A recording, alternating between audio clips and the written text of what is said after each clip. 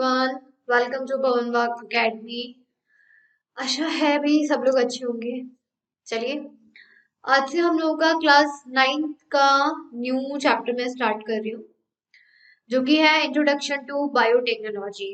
पहला जो चैप्टर था आपका लाइफ प्रोसेस वाला, वो पूरी तरीके से फिनिश हो गया है, पूरा मैं करवा चुकी हूँ। और नया चैप्टर स्टार्ट करते हैं, introduction to biotechnology. And students, मैं यही आशा करती हूँ कि आप लोग साथ के साथ चैप्टर फिनिश करते जा रहे होंगे। जैसा कि मैं हमेशा कहती हूँ, अगर साथ के साथ नहीं करोगे तो बैकलॉग हो जाएगा। एंड लास्ट टाइम पे जो हड़बड़ी होगी, अरे यार ये नहीं पढ़ा, ये नहीं पढ़ा, ये नहीं आता, बहुत प्रॉब्लम हो जाएगी। तो प्लीज आप लोग साथ के साथ करते जाइए, अभी भी टाइम है। जिन्होंने नहीं किया है ओल्ड वीडियोस पे जाइए, काफी सारे चैप्टर मैंने 9th के कंप्लीट कराए हैं, कंप्लीट करें। ये स्टार्ट करते हैं our new chapter of class 9, that introduction to biotechnology. First of all हम लोग यही समझ लेते हैं what is the meaning of biotechnology. Introduction तो जानते ही हैं, इंट्रोडक्शन मतलब एक तरीके से शुरुआत, बेसिक। बायोटेक्नोलॉजी क्या होता है, राइट? क्योंकि आपकी क्लास 10th में भी आएगा, 11th में भी आएगा, 12th में भी आएगा, तीनों क्लास में आने वाला है। तो इसको अच्छे से समझ ही लेते हैं कि सबसे पहले कि बायोटेक्नोलॉजी होता क्या है। देखो, बायो का मतलब होता है लिविंग्स, लिव, लाइफ, जो लाइफ बोल सकते हैं, सिंपल लाइफ बोल लीजिए। The meaning of bio is life, जीवित। टेक्नोलॉजी कि कोई भी लिविंग चीज है और उस लिविंग चीज का यूज करके, क्योंकि बहुत सारी सेल्स लिविंग होते हैं, बहुत सारे सेल्स, बहुत सारे टिश्यूज लिविंग होते हैं। इसके अलावा हमारी जो लिविंग ऑर्गेनिज बॉडी होती है, बहुत सारे ऑर्गन्स होते हैं, बहुत सारी चीजें होती हैं। तो कहीं ना कहीं हम उनका यूज करके किस तरीके से अपनी आने वाले टाइम में न्यू न्यू टेक्नोलॉजी को इम्प्रूव कर सकते हैं, बना सकते हैं। इसी को हम लोग बोलते हैं biotechnology, that is called biotechnology. देखिए, यहाँ पे स्टार्ट करने से पहले आपसे दो क्वेश्चन पूछे हुए हैं। फर्स्ट क्वेश्चन में पूछा है which components bring about important processes in the living organism. कौन कौन से इम्पोर्टेंट कंपोनेंट्स हैं जो हमारी लिविंग ऑर्गेनिज्म में प्रोसेस होती है ना, एक्सक्रीशन, रेस्पिरेशन, डाइजेशन, सर्कुलेशन, बहुत सारी प्रोसेस होती है, किस कंपोनेंट्स की वजह से होती है। तो कंपोनेंट सिंपल आप लिखिए तो न्यूट्रिशन, क्योंकि जितनी भी प्रोसेस हमारी बॉडी में है उनके लिए न्यूट्रिशन की रिक्वायरमेंट है। न्यूट्रिशन में आपके कार्बोहाइड्रेट और वाटर, विटामिन, मिनरल्स, सब कुछ आ जाता है कंपोनेंट्स न्यूट्रिशन में। तो इसके अलावा और हमारी बॉडी में जो होते हैं वो होते हैं सेल्स होते हैं, टिश्यूज होते हैं, जिनकी वजह से हमारी पूरी लिविंग बॉडी तैयार होती है। और जब लिविंग बॉडी तैयार हो जाती है तो जितनी भी प्रोसेस है वो भी उसमें हो सकती है। नेक्स्ट क्वेश्चन में पूछा है which is the smallest structural functional unit of body of living organism. इसका आंसर तो सभी लोगों को पता होगा, सेल। बॉडी की स्ट्रक्चरल और फंक्शनल यूनिट क्या होती है? सेल होती है। सेल से टिश्यू बनते हैं, टिश्यू से ऑर्गन्स बनते हैं, ऑर्गन से ऑर्गन सिस्टम बनता है, ऑर्गन सिस्टम से लिविंग बॉडी बनती है। ये तो आप लोग बेटा 6-7 स्टार्टिंग से पढ़ के ही आ रहे हैं।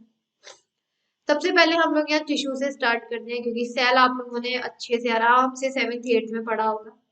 हम लोग टिश्यू पढ़ते हैं, टिश्यू से स्टार्ट करते हैं।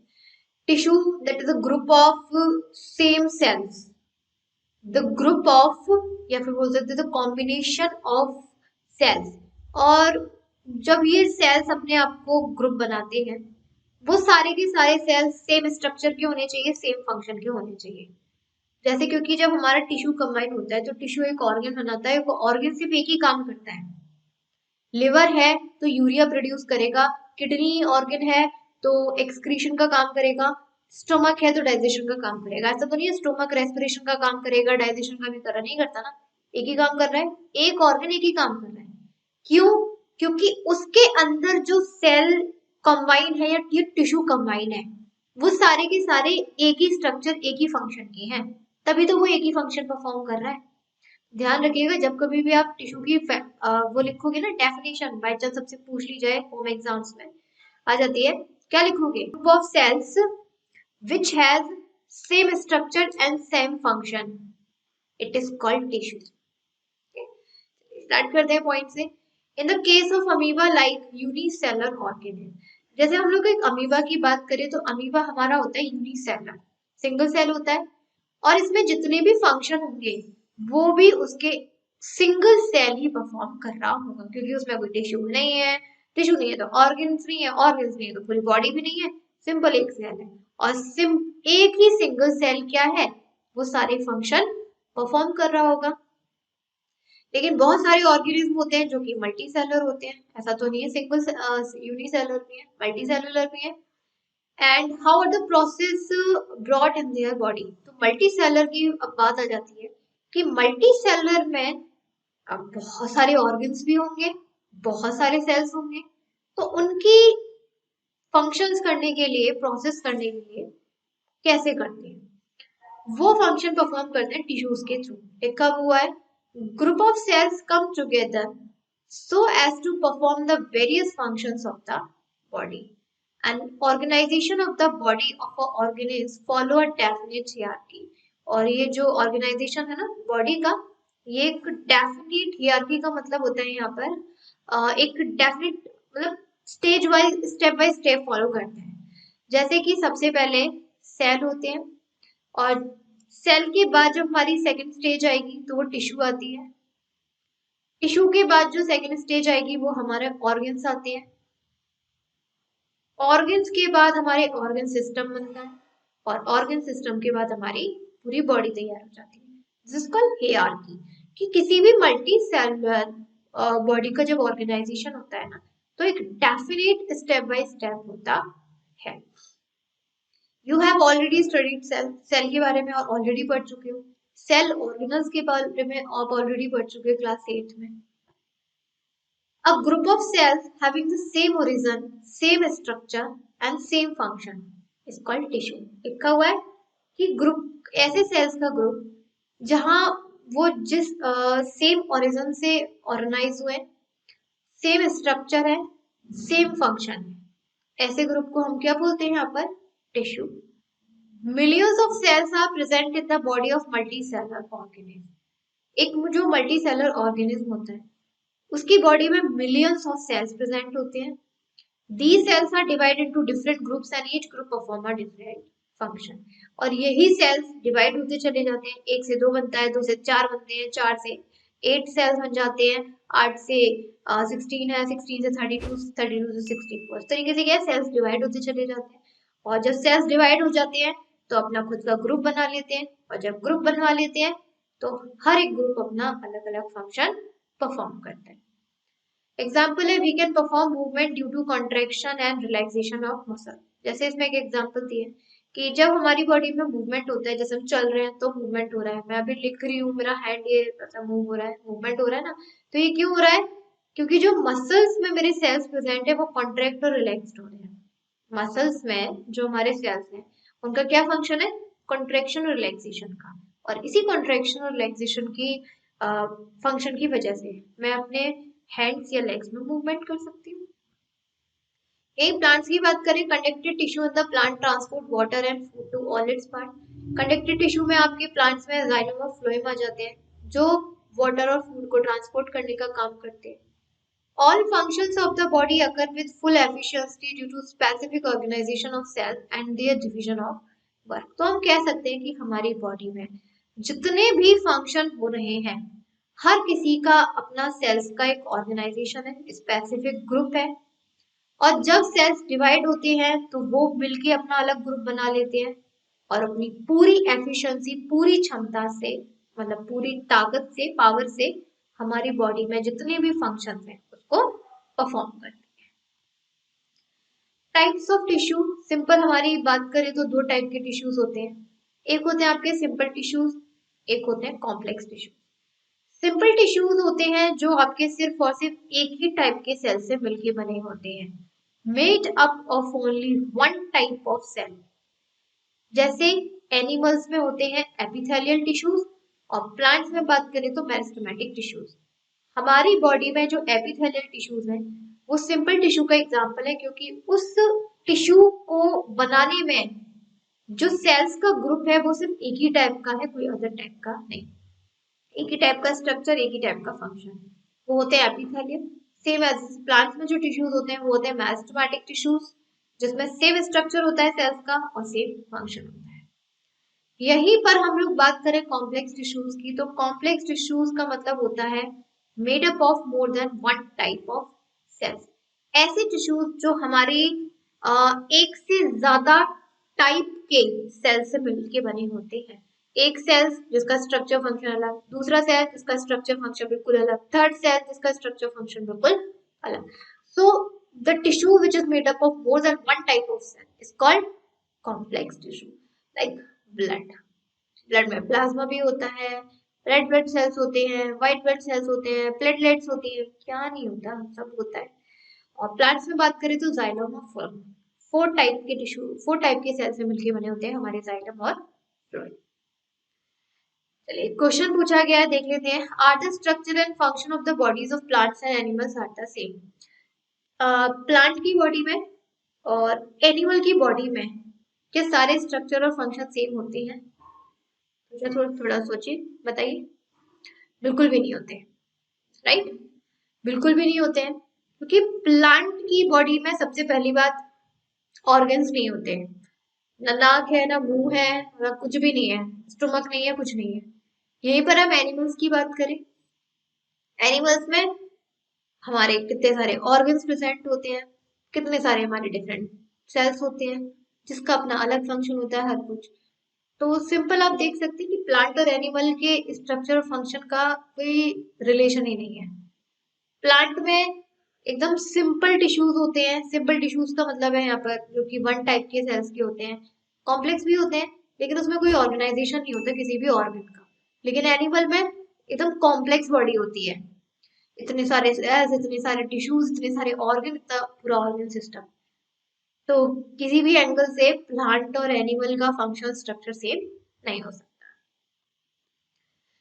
नेक्स्ट है plants being sedentary most of their tissues are of the type to give support. देखिए ज्यादातर जो प्लांट्स होते हैं वो सेडेंटरी होते हैं, और उनका जो काम होता है उनकी टिश्यूज का वही काम होता है कि प्लांट्स को ज्यादा से ज्यादा सपोर्ट प्रोवाइड कर सके। There are dead cells in some tissues and these do not need much attention. और ज्यादातर जो प्लांट्स में टिश्यूज होते हैं और डेड सेल्स के होते हैं, ध्यान रखिएगा। 60% सेल्स हमारे प्लांट्स में डेड होते हैं, तो उनको ज्यादा अटेंशन की जरूरत नहीं होती। Growth of the plants occur in specific part of their body where the tissue contain dividing cells. इसके अलावा प्लांट्स की जो ग्रोथ होती है वो क्यों होती है? क्योंकि प्लांट्स में जो टिश्यूज हैं कंटिन्यूअसली क्या कर रहे हैं, डिवाइड हो रहे हैं। मैंने बताया भी था, पहले एक सेल होता है, एक से दो होते हैं, दो से चार हो जाते हैं, चार से आठ हो जाते हैं, इस तरीके से डिवाइड। तो प्लांट की जो ग्रोथ है वो तो सेम होती है जैसे एनिमल्स में होती है। एनिमल्स के सेल्स डिवाइड होते हैं, एनिमल्स की ग्रोथ होती है, प्लांट्स के सेल्स भी डिवाइड होंगे, डिवीजन प्रोसेस को फॉलो करेंगे और अपनी ग्रोथ को बढ़ाएंगे। As animals has to move from place to place in search of food, shelter and partner, their energy needs are greater. But यहाँ डिफरेंस ये है कि प्लांट को कोई मूवमेंट नहीं करना होता, आई मीन टू से locomotion, it's not movement. Plant को लोकोमोशन नहीं करना होता, यानी कि एक जगह से दूसरी जगह पे नहीं जाना होता। लेकिन एनिमल्स को एक जगह से दूसरी जगह पे जाना पड़ता है, फूड के लिए, शेल्टर के लिए, पार्टनर से किसी मिलने के लिए। तो दे नीड ग्रेटर एनर्जी, तो हमें ज्यादा ज्यादा एनर्जी चाहिए comparison to plants. And most of the tissues of animals are made up of living cells. इसी वजह से ज्यादा एनर्जी होने की, ज्यादा एनर्जी चाहने की वजह से एनिमल्स के जो टिश्यूज होते हैं मोस्टली लिविंग होते हैं। 95% टिश्यूज हमारे लिविंग होते हैं। Uniform growth occurs throughout the body of an animal and they do not have different dividing and non-dividing tissues. और हमारी एनिमल बॉडी की यूनिफॉर्म ग्रोथ होती है। यूनिफॉर्म ग्रोथ का मतलब है एक स्टेज वाइज स्टेज होती है, और they do not have different dividing and non dividing tissue. इसीलिए यहाँ पर क्या है, इन पे पास कोई भी dividing and non dividing tissues नहीं होते, अपनी एक पॉइंट पे आके वो रुक जाती है। जैसे कि हम लोग एक एज की बात करें, लास्ट 28 या 30 पर इंसान की ग्रोथ रुक जाती है, उसके बाद उसकी ग्रोथ नहीं आगे बढ़ती, राइट? लेकिन प्लांट्स में ऐसा नहीं होता, प्लांट्स में तो लाइफ टाइम वो ग्रो करते रहते हैं। पत्ते झड़ जाते हैं दोबारा आ जाते हैं, फूल गिर जाते हैं दोबारा आ जाते हैं। जब तक प्लांट का लाइफ स्पैन है 20 साल, 40 साल, 50 साल, 100 साल, तब तक वो ग्रो करता रहेगा। लेकिन एनिमल में ऐसा नहीं होता। 30 साल के बाद, मैं ह्यूमन बींग्स की बात करूँ तो 30 साल के बाद आप देख सकते हैं उसकी ग्रोथ नहीं होती।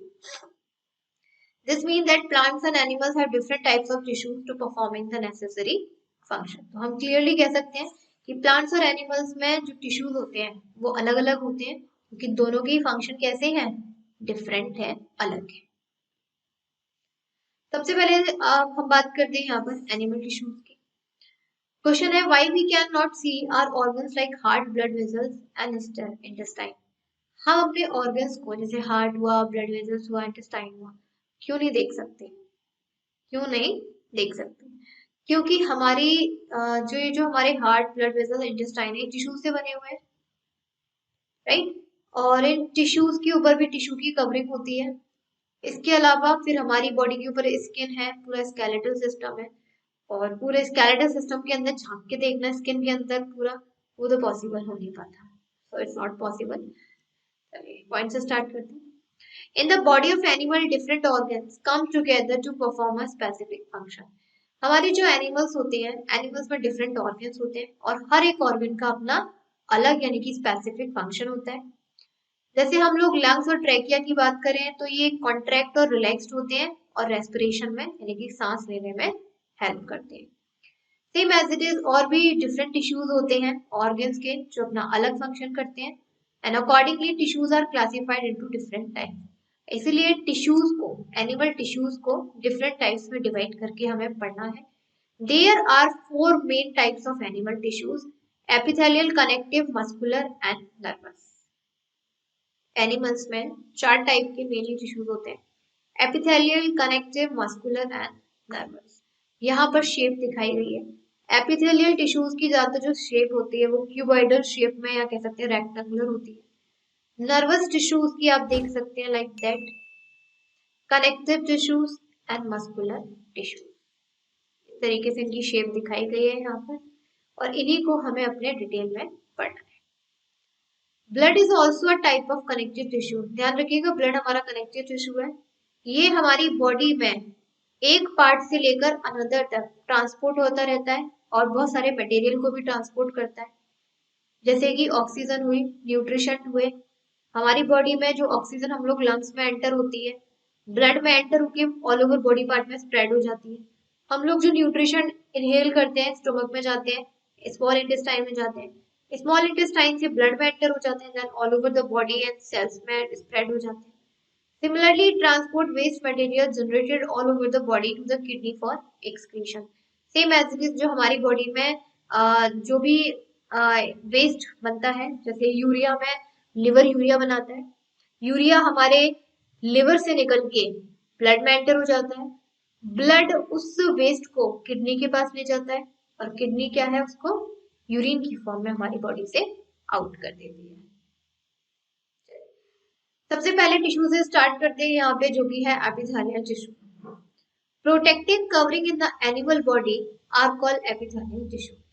हमारी बॉडी में जितने भी स्ट्रक्चर है, जितने भी ऑर्गन है, उन सब की जो आउटर कवरिंग होती है वो बेटा एपिथेलियल टिश्यूज की होती है। स्टोमक है, स्टोमक बहुत सारे टिश्यूज से मिलकर बना होगा, ठीक है, लेकिन उसके ऊपर जो आउटर कवरिंग होगी किसकी होगी, एपिथेलियल।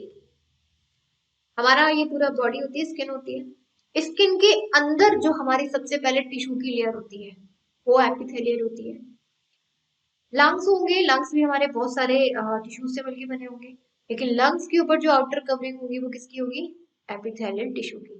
तो epithelial tissues are the outermost and protective covering in the animal body, और जितने भी ऑर्गन्स हमारी बॉडी में प्रेजेंट है।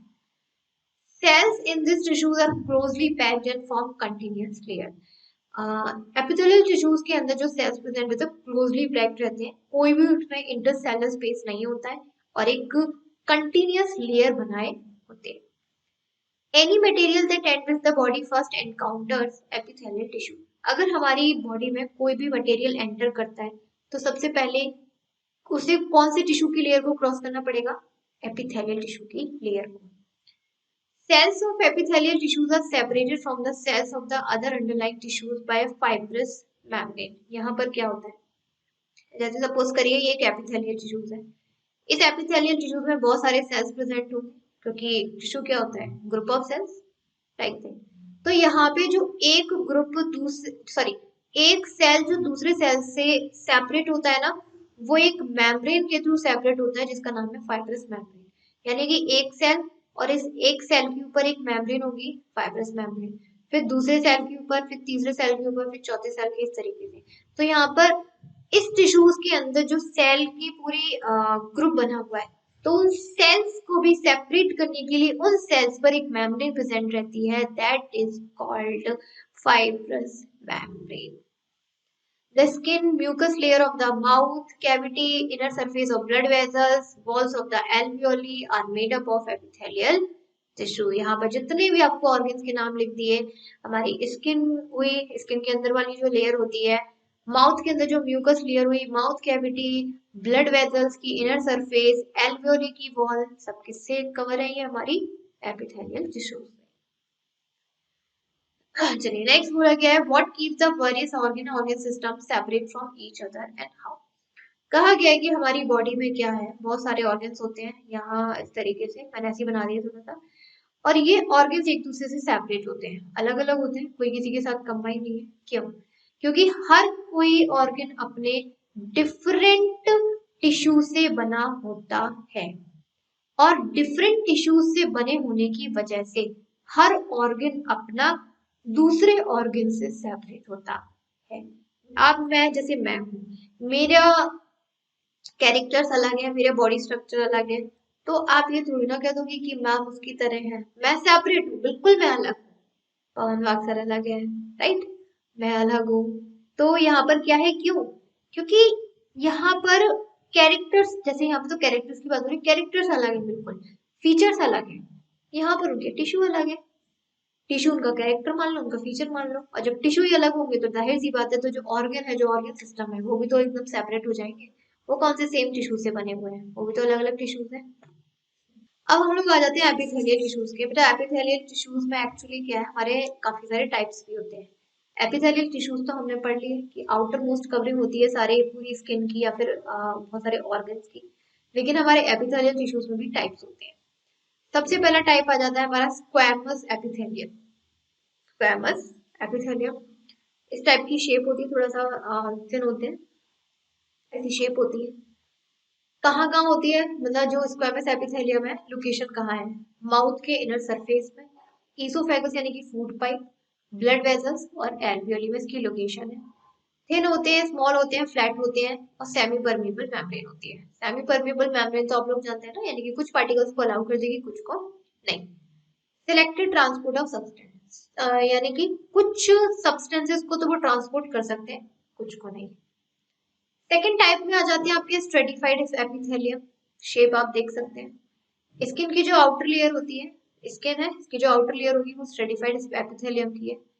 Many layers of the cells, prevention of wearing of organs and protection of organs. Prevention of wearing of organs यानी कि यहाँ पे एक ऑर्गन को दूसरे ऑर्गन से सेपरेट करने का, प्लस ऑर्गन्स को प्रोटेक्शन प्रोवाइड करने का काम होता है हमारा stratified epithelium.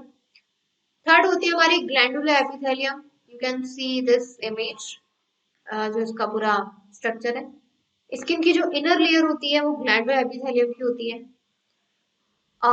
Sales contain vesicles packed with secretary material, यानी कि जो सेल्स इसके अंदर प्रेजेंट रहते हैं वो कुछ सेक्रीशन को कुछ सेक्रीट करते हैं, स्वेट, ऑयल और म्यूकस। हमारी बॉडी में आपने देखा होगा, स्वेट तो आप जानते हैं पसीना, स्वेट, ऑयल आपने कभी कभी देखा होगा या मोस्टली नोटिस किया होगा, जिसकी ऑयली स्किन होती है, जिसकी ऑयली स्किन नहीं भी है उसकी भी देख लो, जब हम रात में सो जाते हैं सुबह उठते हैं तो हमारा चेहरा यहाँ पे बड़ा ऑयली ऑयली हो जाता है, ग्लैंडुलर एपिथेलियम है। और जो म्यूकस रिलीज होता है वो भी आपके ग्लैंडुलर एपिथेलियम से रिलीज होता है। नेक्स्ट आते हैं आपके कॉलमनर एपिथेलियम। स्ट्रक्चर आप देख सकते हैं, यानी कि शेप। म्यूकस की जो इनर सरफेस होती है, इंटेस्टाइन, एलिमेंट्री कैनाल, सब में आपके कॉलमनर एपिथेलियम प्रेजेंट होते हैं। कॉलम लाइक टॉल सेल्स, मतलब टॉल सेल्स होते हैं, ट्यूब लाइक स्ट्रक्चर, इस तरीके से आप देख सकते हैं। Surface bears folds made of these cells at places of absorption। इसके अलावा ऊपर की साइड में आप देख सकते हैं फोल्ड्स बने हुए हैं, यानी कि ट्यूब बना के ऊपर फोल्ड बन रहा है, इस तरीके से फोल्ड बना रहे हैं और ये ज्यादातर एब्जॉर्प्शन का काम करते हैं। इसका काम है secretion of digestive juices and absorption of nutrition. हमारी बॉडी में स्मॉल इंटेस्टाइन में बहुत सारे न्यूट्रिशन एब्जॉर्ब होते हैं, कॉलमनार एपिथेलियम टिश्यूज करते हैं, और इसके अलावा जो डाइजेस्टिव जूस का सेक्रीशन होता है वो हमारे कॉलमनार एपिथेलियम टिश्यूज से होता है। नेक्स्ट आते हैं हमारे सिलिएटेड एपिथेलियम स्ट्रक्चर। आप देख सकते हैं जो हमारा रेस्पिरेटरी ट्रैक्ट है, यानी कि जो विंड पाइप है ना, पूरा प्रेजेंट रहते हैं। Upper free cell surface of cells bears minute hair like process. ये जो ऊपर की साइड जो सेल्स आते हैं यहाँ पर, इसमें कुछ हेयर्स निकले रहते हैं, छोटे छोटे माइन्यूट से। Push mucus and air forward to keep the air passage free. ये क्या करते हैं, जो म्यूकस होता है और जो एयर होती है उसको आगे की तरफ पुश करने का काम करते हैं, ताकि एयर बिना किसी रुकावट के आगे की तरफ चलती चली जाए। हेयर है ना, अब हेयर हिलेंगे तो क्या होगा, हवा पैदा होगी, हवा जब पैदा होगी तो आगे की तरफ मूव करेगी। एंड लास्ट आते हैं आपके क्यूबॉइडल एपिथेलियम। शेप आप देख सकते हैं, किडनी सलाइवरी ग्लैंड्स में प्रेजेंट होते हैं। सेल्स आर क्यूबॉइडल, क्यूब की शेप में होते हैं। जितने भी हमारे किडनी में क्या होता है, आपने लाइफ प्रोसेस चैप्टर में पढ़ा था ना कि हमारे किडनी में जब ब्लड फिल्टर होता है तो जो न्यूट्रिशन होते हैं ब्लड के वो भी अलग हो जाते हैं उससे, उसके बाद दोबारा से रीअब्जॉर्ब हो जाते हैं। तो किडनी के मटेरियल्स को दोबारा से रीअब्जॉर्ब करने का जो काम होता है वो क्यूबॉइडल एपिथेलियम होता है। यूरिन को सेक्रीट करने का अलग काम क्यूबॉइडल एपिथेलियम का है। और हमारी माउथ में जो सलाइवा सेक्रीट होता है, राइट, ये भी हमारे क्यूबॉइडल एपिथेलियम से। क्लियर, यहाँ तक आपको एपिथेलियम समझ में आ गए होंगे। तब आज हम लोगों ने एपिथेलियम कंप्लीट कर लिए। इसी तरीके से कनेक्टिव है मस्कुलर नर्वस टिश्यू, वो भी हम लोग अपना धीरे धीरे कंप्लीट करेंगे। मिलते हैं अपने नेक्स्ट वीडियो में आपके नेक्स्ट टिश्यू कनेक्टिव टिश्यूज के साथ। यहाँ तक कंप्लीट कर लीजिए, फिर देखते हैं। Thank you.